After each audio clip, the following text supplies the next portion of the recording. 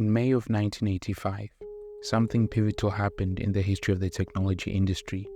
This was the day when, following an intense power struggle, the Apple board sided with the then Apple CEO John Sculley, who stripped Steve Jobs of all executive duties, effectively firing him.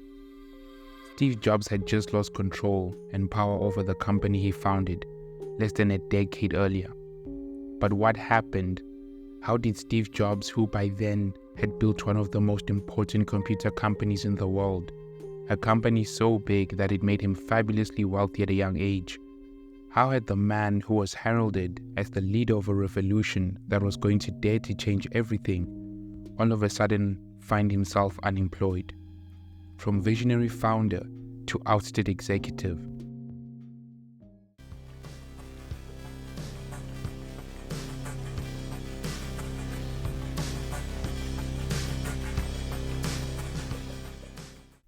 The beginnings of Apple started when Steve Jobs first discovered a side project Wozniak, his friend, had been working on. It was a computer of sorts, and it immediately piqued Steve Jobs' interest. The pair would showcase this project at their local computer club called Homebrew. The project was well received to a point where people started inquiring whether they could buy their own computer from the boys. Steve Jobs immediately saw a business opportunity, but it wouldn't be quite so straightforward. Before Apple had even been founded as a company, it was already facing an existential threat that could stop it from existing. Steve Wozniak during this period worked at HP, and HP had in its employment agreement the first right of refusal on any inventions their employees came up with. This essentially meant that Steve Wozniak had to present his project to HP before he could think of doing anything else with it. Given that HP at the time was a computer company, one could imagine that they'd jump at the opportunity to commercialize Wozniak's creation. But luckily for the boys, HP wasn't interested. So Jobs and Wozniak incorporated a company and called it Apple Computer, with their first product being the Apple I, a computer that was essentially just a motherboard, a fact that was painfully pointed out by one of the shops that had ordered the Apple computers.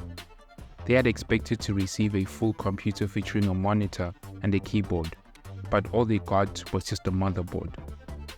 Steve Jobs, the ever-keen businessman, saw an opportunity to create a fully assembled computer, a computer with an appeal beyond the hobbyist market.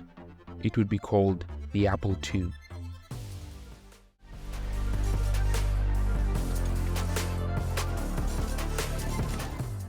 The Apple II was an extraordinary computer built for ordinary people. It featured a user-friendly design and graphical display. Unlike its predecessor, the Apple I, which needed users to supply their own parts such as a case and power supply, the Apple II was a complete consumer product, ready to use out of the box. The Apple II line of computers would go on to sell millions of units and were foundational to Apple's early success in the PC industry. On the back of this success, in 1980, Apple would go public, making its visionary founder a multimillionaire at the young age of 26. At such an early age, he was being featured on the cover of magazines and being heralded as a visionary business genius. During this time, Steve Jobs had been invited to Xerox PARC to see the Xerox Alto. He was stunned at the sight of the revolutionary Alto and instantly realized that the graphical user interface was going to be the future of the personal computing industry. Immediately, Apple started working on a computer that had a GUI. Steve Jobs was the head of the team and created what eventually became the Apple Lisa. Jobs was a terrible manager, constantly arriving late to meetings and creating a terrible team dynamic of favorites, which involved shooting down new ideas from people he didn't like before giving them a proper consideration. Because of this, Steve Jobs would be booted out of the Apple Lisa team in 1980, at which point he began championing the Apple Macintosh over the Lisa. The Apple Lisa would end up being released in 1983, becoming one of the first mass-market GUI-based computers. The creation of the Lisa involved 90 Apple employees and about $50 million worth of research and development. Apple had big expectations for the Lisa, but it failed to reach those expectations. and had poor sales figures. Some of the contributing factors to its flop were its high price of $10,000, its lack of applications, its unreliable Apple fileware floppy disks, and most importantly, the imminent release of the Apple Macintosh, which was touted as the much better computer. This was the Apple Macintosh, which at this point was being led by Steve Jobs after he had been booted out of the Lisa team.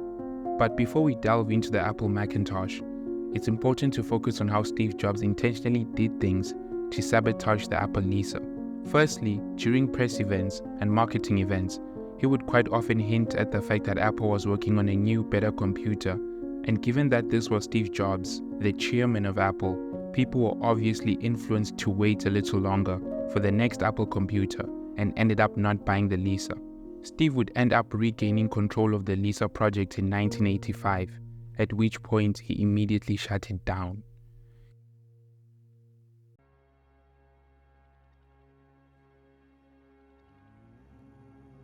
Steve Jobs from the onset was a man focused more on the product than the business of the product.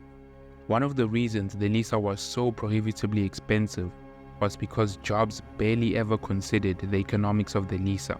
He wanted to add whatever he wanted to the Lisa computer, regardless of its price or impracticality. So it was very clear that if Apple was to continue from its success with the Apple II, it needed a savvy business leader who would be able to complement Steve Jobs' product obsession. If there was a man who could take the reins at Apple and steer it to business success, there weren't many CEOs more qualified than John Sculley. John Sculley was a highly regarded CEO. It is said that he single-handedly increased the market share of Pepsi in the Coca-Cola dominated market and turned it into a leading cola brand in its own respect. Jobs had spent months trying to convince Sculley to join Apple, until eventually Sculley agreed to join after Jobs asked him if he wanted to sell sugar water for the rest of his life or come with him and change the world.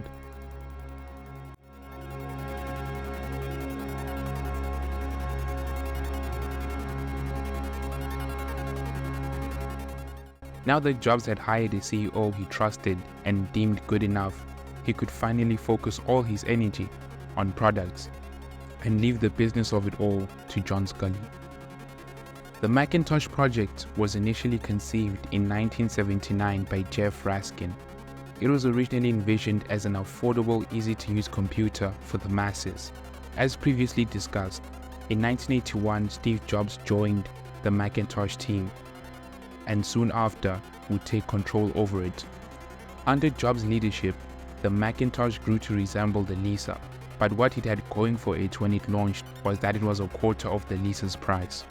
It had all the essential features of the Lisa computer, which included a mouse and a more intuitive graphical user interface. Upon release, it met its sales projections and appeared to be a success, but sales began to slow down soon after. While the machine was brilliant, it had a few shortcomings which included poor performance, its single floppy disk drive requiring frequent disk swapping, and its initial lack of applications. It had the famous Super Bowl ad that depicted IBM as Big Brother and promised the world that the Macintosh would free us from the awful world in which IBM is the leader of the PC industry. When it was first presented on stage, it said hello and looked straight out of the future. But the reality of the machine was far from the romantic idea that it had been built up to be.